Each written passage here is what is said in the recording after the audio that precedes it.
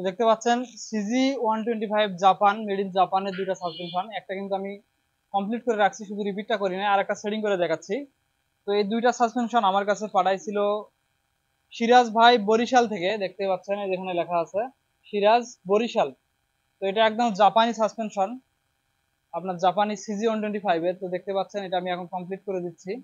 তো সাসপেনশন গুলার সমস্যা ছিল, আপনার প্রেশার তো ছিলই না, অয়েল লিকেজের সমস্যা ছিল। তো জাপানি সাসপেনশন দেখতে পাচ্ছেন, এর আগেও আমি অনেক কাজ করে দিচ্ছি জাপানি সাসপেনশনের। তো এগুলো কাজ করলে কিন্তু মোটামুটি পারফরমেন্স 100% অনেক ভালো পারফরমেন্স পাওয়া যায়।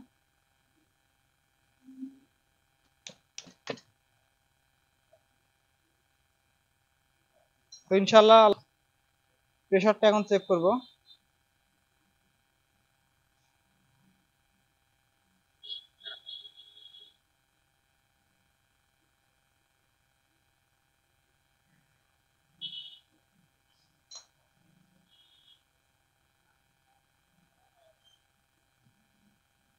তো দেখতে পাচ্ছেন প্রেশার কিন্তু ইনশাল্লাহ একদম 100-তে 100 প্রেশার আছে।